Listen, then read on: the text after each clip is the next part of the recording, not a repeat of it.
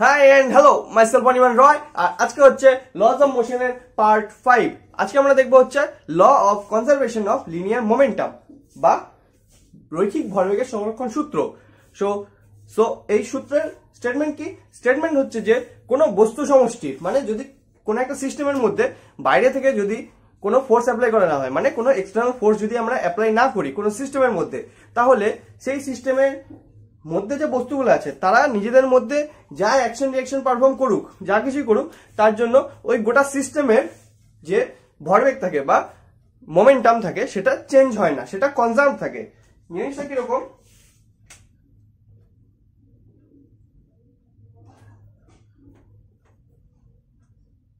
ধরলাম এটা একটা বস্তু এ, এটা একটা বি, এটা একটা সি, এটা এ বস্তু, এটা বি, এটা সি। এই তিনটা বস্তু একসঙ্গে মিলে একটা সিস্টেম তৈরি করছে। ওকে, সো এই সিস্টেমের মধ্যে যদি বাইরে থেকে কোনো ফোর্স অ্যাপ্লাই না করি, যদি কোনো এক্সটার্নাল ফোর্স অ্যাপ্লাই করা না হয়, তাহলে কি হবে? এই বস্তুগুলো নিজেদের মধ্যে যে অ্যাকশন রিঅ্যাকশনই পারফর্ম করুক, এটা এর উপরে ফোর্স অ্যাপ্লাই করছে, এটা এর উপরে রিঅ্যাকশন ফোর্স, এটা রিঅ্যাকশন, এটা রিঅ্যাকশন, যাই কিছুই হোক, সেটার জন্য এই যে সিস্টেমটা, এই সিস্টেমটার যে মোমেন্টাম, টোটাল মোমেন্টামটা, ভরবেগ, সেটা কনজার্ভ থাকে, সেটা চেঞ্জ হয় না। মানে শুরুতে এই অ্যাকশন রিঅ্যাকশন গুলো হওয়ার আগে যা মোমেন্টাম ছিল, এগুলা হওয়ার পরেও মোমেন্টাম সেম থাকবে। এটার একটা এক্সাম্পল ধরলাম, এটা একটা বস্তু এ, এটার মাস m1, এটা একটা বস্তু, এটার মাস m2, এটা বি, এটা যাচ্ছে u1 ভেলোসিটিতে, এটা যাচ্ছে u2 ভেলোসিটিতে। ওকে, এই টোটালটা মিলে একটা সিস্টেম। এরপর কি হলো? এরপর এই দুটোর কলিশন হলো, এটা m1, এটা m2, এটা এর উপরে ফোর্স অ্যাপ্লাই করছে, এটা এর উপরে রিঅ্যাকশন ফোর্স অ্যাপ্লাই করছে। ওকে, সো এটা a, এটা b। ওকে, এই ফোর্সটা, এটা a টু b যে ফোর্স হবে সেটা ধরলাম f a b। ঠিক তেমনি b টু a যে ফোর্স অ্যাপ্লাই হবে রিঅ্যাকশন ফোর্স, সেটা ধরলাম f b a। ওকে, এরপর কলিশন হওয়ার পরে কি হবে? এটা m1, এটার ভেলোসিটি ধরলাম হয়ে গেল v1, এটা m2, এটার ভেলোসিটি ধরলাম হয়ে গেল v2, এটা a, এটা b। ওকে, সো কি দাঁড়ালো? এটা একটা সিস্টেম, এ আর বি, এই দুইটা বস্তু কে মিলে এটা একটা সিস্টেম তৈরি হয়েছে। এই সিস্টেমটা একটা u1 ভেলোসিটিতে চলছে আর একটা u2 তে। তারপর কলিশন হলো দুটার মধ্যে, এ বি এর উপরে ফোর্স অ্যাপ্লাই করলো, বি এর উপরে রিঅ্যাকশন ফোর্স অ্যাপ্লাই করলো। তারপর কি হলো? আবার দুটো আলাদা হয়ে গেল, এ v1 ভেলোসিটিতে চলতে শুরু করলো আর বি v2 ভেলোসিটিতে চলতে শুরু করলো। তাহলে এই যে law of conservation of linear মোমেন্টামের যে সূত্রটা আমরা দেখলাম, এটা থেকে আমরা কি বলতে পারি? এটা থেকে বলতে পারি যে এই শুরুতে যে মোমেন্টাম ছিল, শুরুতে মোমেন্টাম কি? এই বস্তুটার ভর ইনটু বেগ m1 u1 প্লাস এই বস্তুটার ভর into beg m2 u2 is equal to কি হবে? Final momentum. মানে শুরুতে যা মোমেন্টাম ছিল শেষেও সেম মোমেন্টাম থাকবে বা ভরবেগ থাকবে। তো শেষে ভরবেগ কি হবে? প্রথম বস্তুটার ভর ইনটু বেগ m1 v1 আর পরের বস্তুটার বেগ m2 v2। ওকে, টোটাল মোমেন্টাম কি? এই বস্তুর মোমেন্টাম প্লাস এই বস্তুর মোমেন্টাম, মানে এটার ভরবেগ প্লাস এটার ভরবেগ, টোটালটার ভরবেগ হয়ে যাবে। তো টোটাল ভরবেগ কত হলো? m1 u1 plus m2 u2 equal to লাস্টে যা ভরবেগ বেরালো বা মোমেন্টাম বেরালো সেটা m1 v1 plus m2 v2। ওকে, এটা হচ্ছে এই ফর্মুলার ম্যাথমেটিক্যাল এক্সপ্রেশন। এবার এই যে ম্যাথমেটিক্যাল এক্সপ্রেশন বেরোলো, এই এক্সপ্রেশনটাকে আমরা নিউটনের থার্ড ল অফ মোশন দিয়েও প্রুভ করতে পারি। নিউটনের থার্ড ল অফ মোশন কি বলে?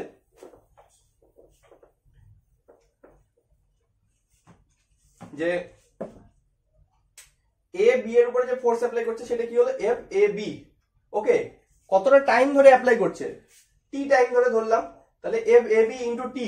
তাহলে এটা কি চলে আসলো? এটা চলে আসলো হচ্ছে ইম্প্যাক্ট অফ ফোর্স।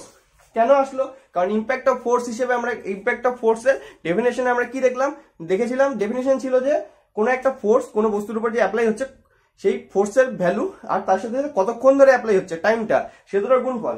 এবার এই দুটা যে গুণফল হলো ফোর্স ইন্টু টাইম, এটার গুণফল কার সমান? এটার গুণফল হচ্ছে ওই বস্তুটার ভরবেগের পরিবর্তনের সমান, মানে চেঞ্জ অফ মোমেন্টামের সমান।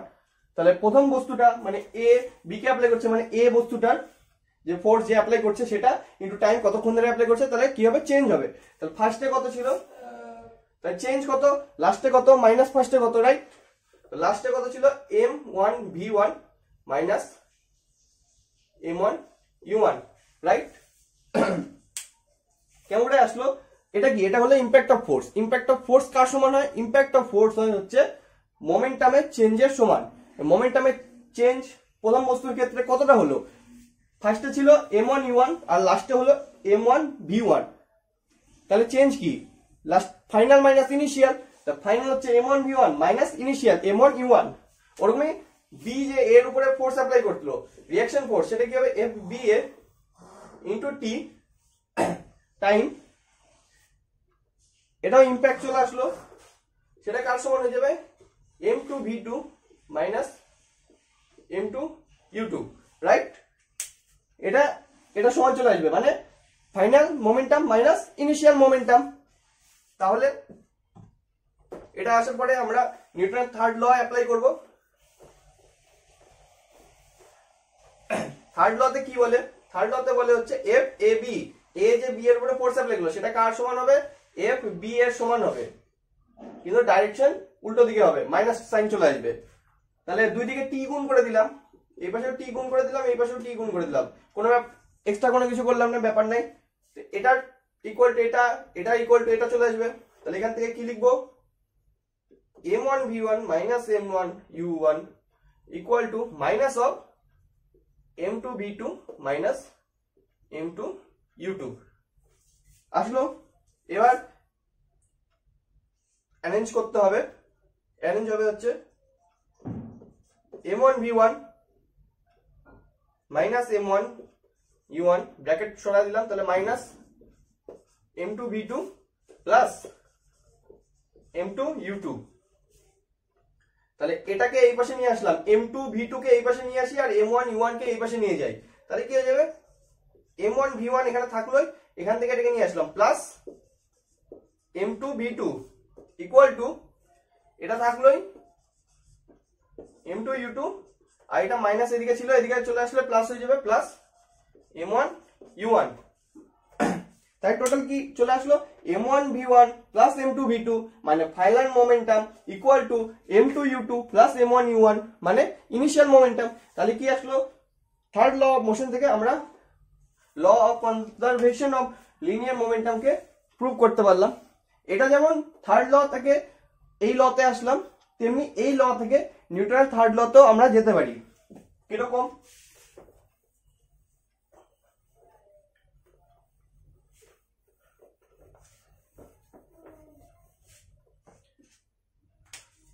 ধরলাম প্রথম বস্তুটার ফার্স্টে মোমেন্টাম ছিল p1, এখানে ছিল বস্তুটা m1a e1 ভেলোসিটিতে, এদিকে ছিল b বস্তুটা m2 ভেলোসিটি u2, রাইট? তাহলে এইখানে মোমেন্টাম হচ্ছে p1 আর এটার মোমেন্টাম হচ্ছে p2, ওকে? আর এখানে এসে মোমেন্টাম হয়ে যাবে p1 ড্যাশ আর এখানে এসে মোমেন্টাম হয়ে যাবে p2 ড্যাশ, মানে মোমেন্টাম চেঞ্জ হলো। তাহলে মোমেন্টাম কত চেঞ্জ হলো, মোমেন্টাম প্রথম বস্তুর ক্ষেত্রে মোমেন্টাম চেঞ্জ হলো p1 ড্যাশ মাইনাস p1। আর আচ্ছা আমরা কি বের করবো, আমরা কনজারভেশন থেকে থার্ড লতে যাব। সো কনজারভেশনে ফার্স্টে কি আসবে, p1 plus p2 equal to কি চলে আসবে p1 dash plus p2 dash, right? তাহলে p1 p2 কে এক পাশে নিয়ে আসি, এই পাশে p1 কে নিয়ে যাই, তাহলে p1 কি চলে আসবে p2 minus p2 dash equal to p1 dash minus p1, right? p1 plus p2 equal to p1 dash plus p2 dash ছিল। এবার p1 কে এই পাশে, p2 কে এই পাশে নিয়ে আসলাম, p1 কে এই পাশে নিয়ে গেলাম, তাহলে p2 মাইনাস p2 ড্যাশ। এবার এটাকে মাইনাসটাকে সামনে নিয়ে আসলে কি হবে, একটা মাইনাস সাইন কমন চলে যাবে, মাইনাস কমন নিলাম, কি আসবে p2 ড্যাশ মাইনাস p2 মানে final momentum minus initial momentum equal to p1 dash minus p1। এবার এই টোটালটাকে যদি আমরা টাইম দিয়ে ভাগ করে দিই, যে টাইম ধরে কলিশনটা হয়েছিল সেই টাইমটা দিয়ে যদি ভাগ করে দিই, তাহলে এটা এক্সপ্রেশনটা কার সমান হবে? এক্সপ্রেশনটা হয়ে যাবে ফোর্সের সমান। তাহলে p2 dash minus p2 by t এটা কার সমান হয়ে যাবে? এই b যে এর উপরে ফোর্স অ্যাপ্লাই করলো তার সমান। তাহলে এই টোটালটাকে কি লিখতে পারি? এই টোটালটাকে লেখা যাবে minus of F B F equal to p1 dash minus p1 by t, মানে কি p1 এ বস্তুটার ফাইনাল মোমেন্টাম মাইনাস এ বস্তুটার ইনিশিয়াল মোমেন্টাম বাই t। কি চলে আসবে? এফ এ বি, মানে এ বস্তুটা বি এর উপরে যে ফোর্স অ্যাপ্লাই করেছিল সেটা। তাহলে এখান থেকে কি চলে আসলো? F A B equal to minus of F B A চলে আসলো। Third law of motion prove. তো এটাতে গেল রৈখিক ভরবেগ সংরক্ষণের সূত্র, তার প্রমাণ। তো এবার এটার অ্যাপ্লিকেশন কি? এটা আমরা অ্যাপ্লাই অনেক কিছুতে করতে পারি। সব ক্যালকুলেশন করার জন্য আমরা এটাকে অ্যাপ্লাই করব।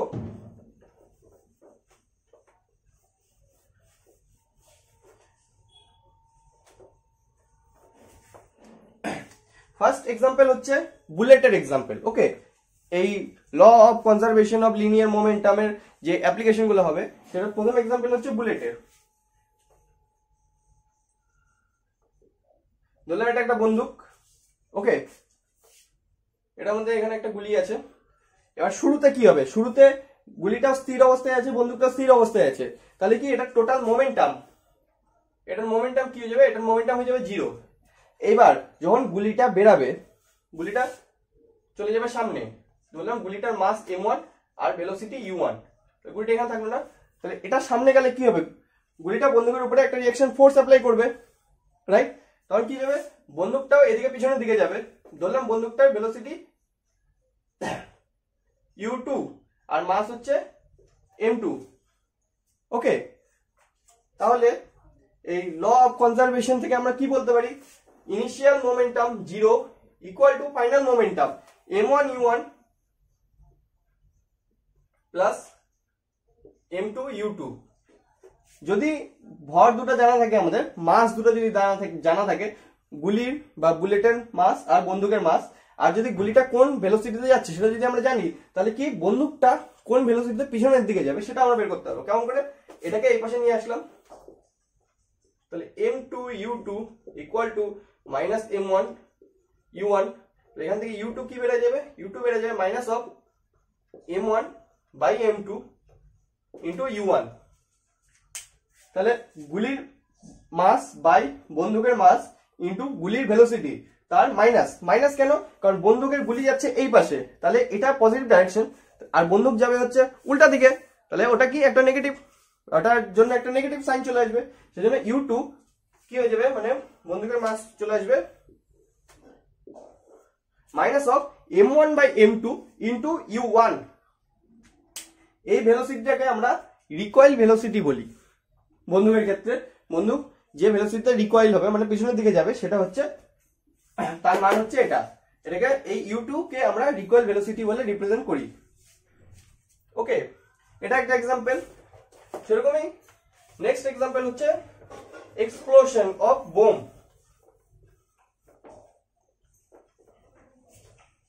বোমের এক্সপ্লোশন কিরকম? ধরলাম এটা একটা বোম আছে। ওকে, শুরুতে কি হবে? এটার ইনিশিয়াল মোমেন্টাম কি? 0, রাইট? এবার বোমটা এক্সপ্লোশন হলো, ফাটলো বোমটা, তাহলে কি হবে? এটা একটা টুকরা হবে, এটা একটা টুকরা হবে, এটা একটা টুকরা হবে, এটা একটা টুকরা হবে, সবগুলো টুকরা আলাদা আলাদা দিকে ছড়ায় যাবে। ধরলাম এটার মোমেন্টাম হয়ে গেল p1, এটা হয়ে গেল p2, এটা হয়ে গেল p3, এটা হয়ে গেল p4। চারটা চারদিকে ছড়াই যাচ্ছে। তাহলে আমরা এই ল অফ কনজারভেশন থেকে কি বলতে পারি? p1 vector plus p2 vector, যেহেতু সকলের ডাইরেকশন আলাদা, কোনটাকে পজিটিভ কোনটাকে নেগেটিভ ধরবো, সেজন্য আমরা ভেক্টর হিসেবে ধরলাম। p1 vector plus p2 vector plus p3 vector plus p4 vector is equal to কত হবে? 0 হবে, কারণ মোমেন্টাম কনজার্ভ থাকে। লাস্টের মোমেন্টাম যা হবে সেটা ফার্স্টের মোমেন্টামের ইনিশিয়াল মোমেন্টামের সমান হবে। তাহলে ফার্স্টের মোমেন্টাম লাস্টের মোমেন্টাম কি হলো, এই 1 নম্বরের ক্ষেত্রে P1 হলো, 2 নম্বরের ক্ষেত্রে P2 হলো, 3 নম্বরের ক্ষেত্রে P3 হলো, 4 নম্বরের ক্ষেত্রে P4 হয়ে গেল। তো সবকটার মোমেন্টামের যে এডিশন হবে টোটাল হবে সেটা কি হয়ে যাবে ইনিশিয়াল মোমেন্টামের সমান। আর ইনিশিয়াল মোমেন্টাম কি ছিল, ইনিশিয়াল মোমেন্টাম 0 ছিল। তাহলে P1 vector plus P2 vector plus P3 plus P4 vector equal to 0। এটা একটা স্পেশাল কেস। যদি ধরলাম বোমটা এতগুলা পার্টে না টুকরো হয়ে দুটো পার্টে টুকরো হলো, এদিকে একটা গেল আর এদিকে একটা গেল, তাহলে কি হয়ে যাবে, তাহলে P1 vector plus P2 vector is equal to 0 হয়ে যাবে, রাইট। তাহলে P1 vector equal to minus of P2 vector হয়ে যাবে, মানে P1 আর P2 সমান হবে আর পরস্পরের বিপরীত ডাইরেকশনে হবে। এটা ডায়াগ্রাম দেখে বোঝা যাচ্ছে, যদি বোমটা মাঝখান থেকে দু টুকরো হয় তাহলে কি হবে, একটা এদিক যাবে একটা উল্টা দিকে যাবে, সোজাসুজি সরলরেখা বা স্ট্রেট লাইন বরাবর। সো এটা হলো এক্সপ্লোশন অফ বোমের মধ্যে আমরা law of conservation of linear মোমেন্টামকে অ্যাপ্লাই করলাম। সো কি কি দেখলাম, এক তো law of conservation of linear momentum বা রৈখিক ভরবেগের সংরক্ষণ সূত্র, এটা স্টেটমেন্ট, এটার proof, third law of motion থেকে এটার প্রুফ, এটার থেকে থার্ড ল অফ মোশনের প্রুফ। তারপরে কি আসলো, তারপরে এটার অ্যাপ্লিকেশন। এক হচ্ছে বন্দুকের রিকয়েল ভেলোসিটি কি হবে আমরা এই ফর্মুলা দিয়ে বের করতে পারি, আর দুই বোমের এক্সপ্লোশনের ক্ষেত্রে মোমেন্টাম কি কি হবে সেটা আমরা বের করতে পারি। ওকে, সো এটা দিয়ে আজকের সেশন কমপ্লিট। সো দেখা হচ্ছে নেক্সট দিন নেক্সট সেশনে। টাটা।